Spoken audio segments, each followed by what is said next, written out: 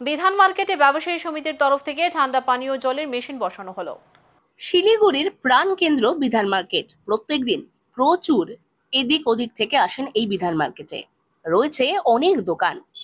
সকাল থেকেই বিধান মার্কেটে ক্রেতাদের আগমন শুরু হয়। শুধু শিলিগুড়ি নয়, পাহাড়ডুয়ার সহ বিভিন্ন এলাকা থেকে প্রচুর ক্রেতারা আসেন এই বিধান মার্কেটে।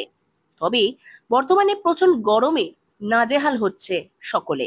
দিন দিন বাড়ছে গরম শিলিগুড়িতে। বিধান মার্কেট ব্যবসা সমিতির খরচ থেকে এদিন মার্কেটে রাধা গোবিন্দ মন্দির করা হয়েছে। সেই মন্দিরের প্রাঙ্গণে শীতল পানীয় জলের মেশিন বসানো হয়েছে।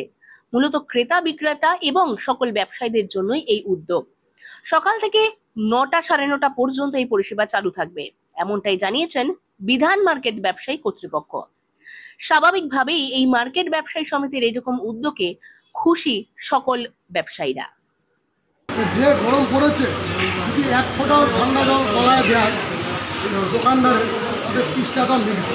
এর জন্যই আমরা এটা ঠান্ডা জল লাগিয়েছি। আগেও আমাদের এই মেশিনটা ছিল, নষ্ট হয়ে গেছিল, আমরা আবার নতুন করে এই মেশিনটাকে বসে। এটা কখন উদ্বোধন হলো মেশিন? এই ধরুন 10 মিনিট আগে। আজ খুব ভালো লাগছে। আমরা কমিটির কাছে এটাই আশা করছিলাম যে আমাদের একটা পানীয় জলের সমস্যাটা মেটাতে পারলে খুব ভালো হয়।